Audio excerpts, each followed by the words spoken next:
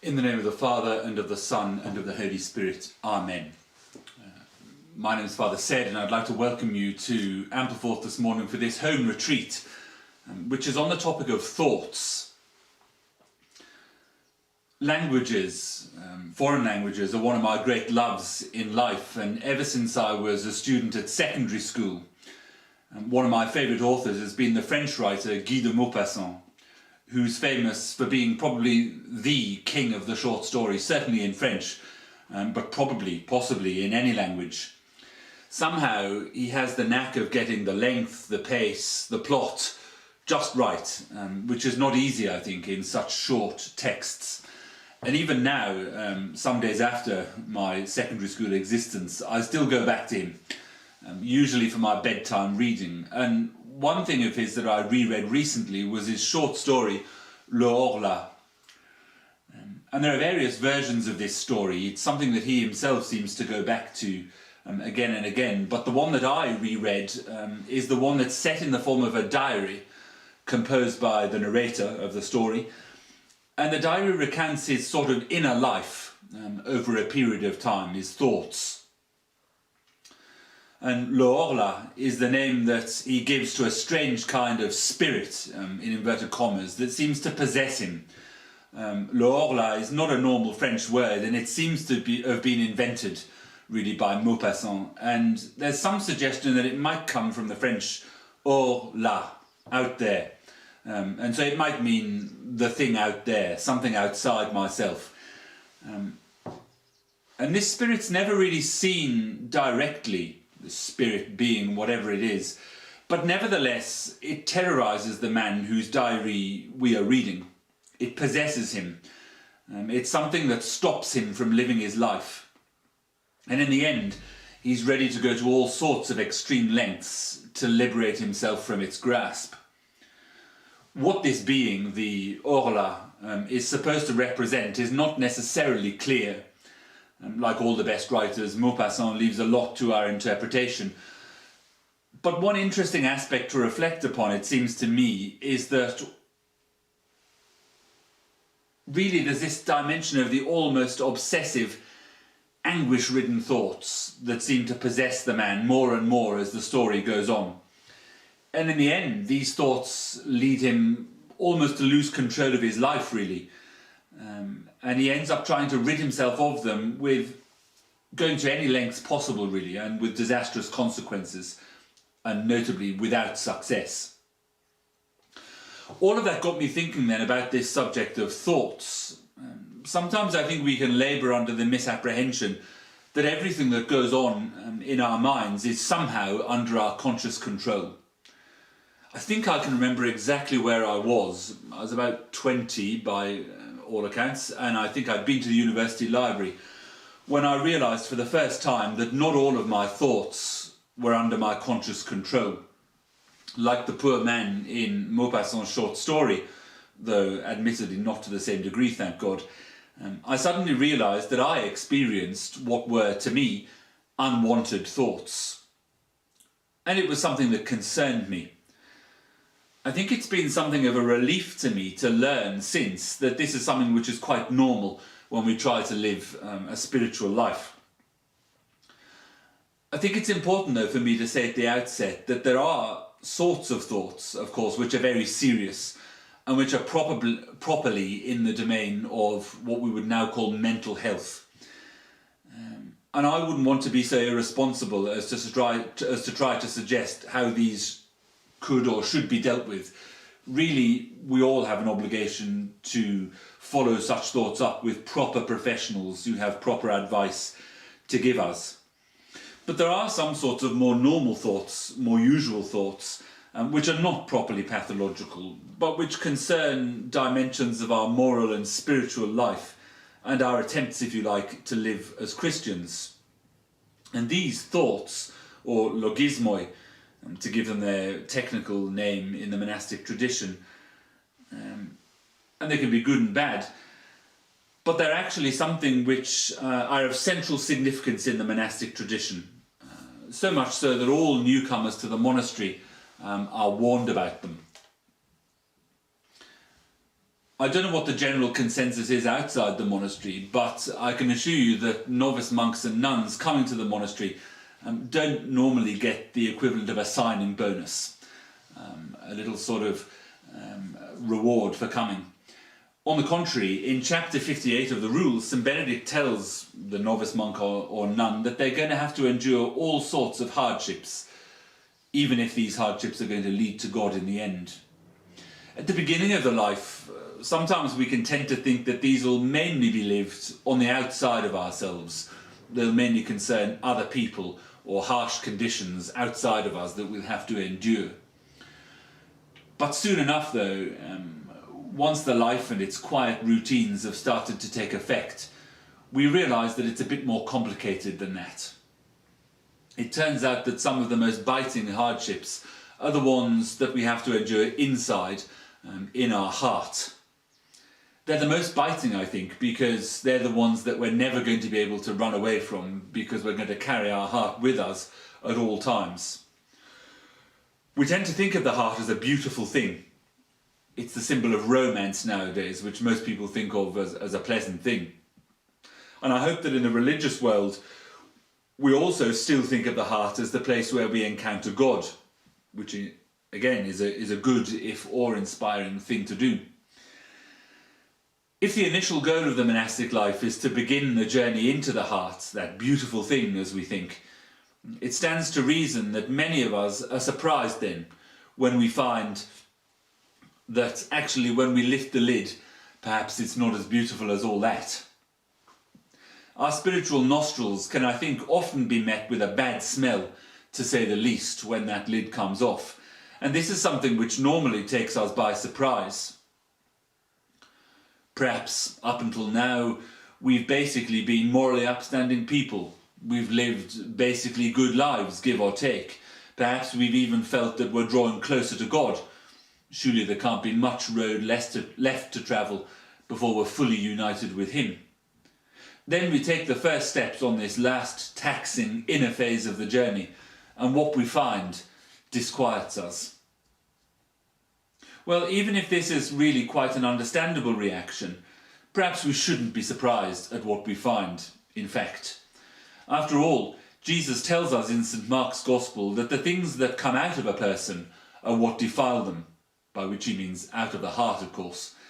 And he goes on, "For from within, out of the heart of man, come evil thoughts, fornication, theft, murder, adultery, coveting, wickedness, deceit, licentiousness, envy, slander, pride, foolishness. All of these evil things come from within, and they defile a man." Well, quite a list. And in the Old Testament too, the prophet Jeremiah is not notoriously positive about the heart. He says, "The heart is deceitful above all things and desperately corrupt. Who can understand it?" So it seems that these foul contents that we find there are not really to be wondered at. Of course, there are good and pleasant thoughts which can occur to us in the heart too. But I'm not going to go on about those too much because they don't tend to cause us many problems. One of the most concerning things about the bad thoughts that we can encounter within ourselves is that we can think that somehow they are us. And that can make us very anxious indeed, and distressed. Well, the first thing we need to realise is that we are not our thoughts. If you think about it, it's quite an astonishing thing, maybe one of the most astonishing things about human thinking and the human mind. We can actually think about our thinking. It seems maybe a surprising thing to say, and some people might think of it as a cop-out, but I don't think it is. Because our thoughts that pop up within us in a way that's quite outside of our control, are actually a neutral thing. It's as though our mind is watching a film. We can think about what we're thinking about, as though we were watching it. And if you find that hard to stomach, why not think about the temptations that Jesus endured in the wilderness? Jesus was being tempted in the sense that Satan was trying to get him to do things. And this temptation was surely happening at the level of his human mind.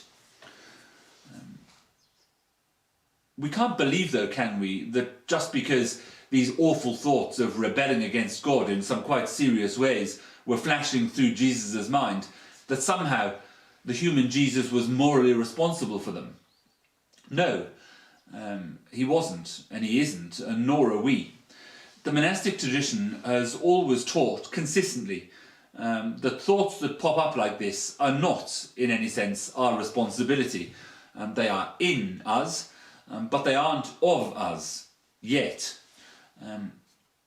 What makes them our responsibility or not is the way in which we deal with these thoughts. Do we deal with them in the right way, like Jesus? Do we bat them off? Or do we deal with them in the wrong way? St. Aelred of Riva, a local monastic saint and a prolific monastic writer, writes in one of his sermons comparing the heart to the temple in Jerusalem. And he says, like the temple in Jerusalem, the heart has an outer court, an inner court, and then as you get further and further in, the Holy of Holies. And he says that as we go further and further into the temple, we should be letting fewer people, fewer thoughts in other words, in there.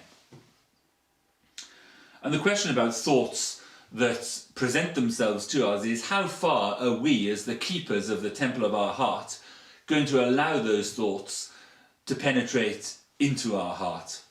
St. Aelred says that, like the outer court of the temple, the outer court of our heart is basically open to all comers, to all thoughts. And there's little we can do to prevent them from getting in there. But how much further will we let them in? Well, how do things get further into our heart? Well, St. Aelred says we let things further inside when we start to not just know that these thoughts are in our minds, in our hearts, but when we start to ponder on them deeply, when we start to chew them over and reflect on them in our mind. And then in the next step, when we start to take delight in those thoughts. And going further and further, eventually when we consent to what it is that those thoughts are suggesting, when we say yes to them.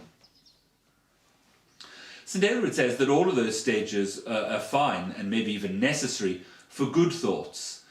Indeed, that's what we seek, isn't it, to do in Lectio Divina when these thoughts come to us. And obviously that was quite important to Jesus. Look at the way in which he rebuts the devil's temptations by quoting scripture. But with bad thoughts, that sort of process, pondering on the thoughts deeply, taking delight in the thoughts, eventually saying yes to the thoughts, are what could lead a neutral thought to becoming a sinful thought, and a sinful thought from becoming a sinful action, and then with repetition, a sinful action becoming a sinful habit. And St. Aelred says that the only thing to do, following St. Benedict, is to bat those thoughts off, to show them the door at the first opportunity, to dash them, as St. Benedict would say, upon the rock of Christ. Well, we might ask how we do this in practice.